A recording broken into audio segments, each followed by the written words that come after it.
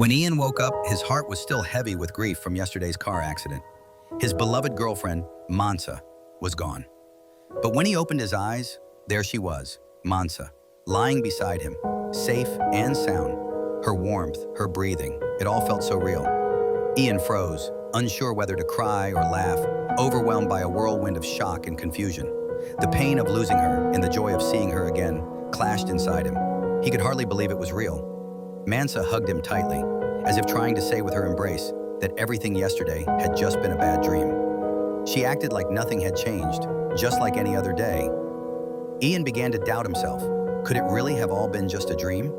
He suddenly realized he was still wearing yesterday's suit. Instinctively, he wanted to change, but a sudden impulse made him drop his clothes and rush to the kitchen to make breakfast instead. But just like the day before, Mansa burned her hand on the coffee pot. Ian's heart clenched. This wasn't a dream. Deep down, he knew the tragedy was repeating itself. What disturbed him more was that on the way to work, even though he carefully avoided the same soda spill from the day before, fate seemed determined. Mansa's clothes still got stained by a passerby. Panic surged through Ian, and his fear only grew. He began telling Mansa he knew everything that was happening, even down to her clothes getting dirty. The more he talked, the more agitated he became.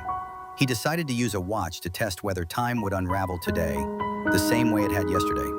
Finally, outside his office building, he saw the watch, still intact.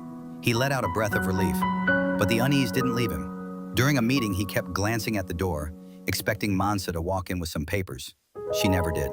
Desperate for answers, Ian went to a bar to talk to a friend. Just like yesterday, everything repeated itself. His friend got rejected, a glass shattered, Ian's anxiety deepened.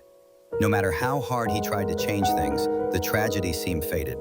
Throwing caution to the wind, Ian jumped into a cab to find Mansa. The driver, it was the same one from yesterday. Ian pleaded with him, asking if the accident could be avoided, but the driver said nothing, just kept driving. Ian was frantic, calling her, running through the streets, but she never picked up.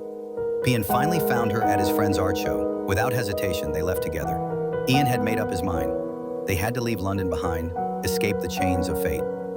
On the way out of London, Ian realized Mansa wanted to go to his hometown. She wanted to meet his family, see where he grew up, to understand the man who had changed her life. They arrived at Magic Hill, a place Ian had cherished as a child. While taking shelter in a small cabin during the rain, Mansa suddenly asked about Ian's family.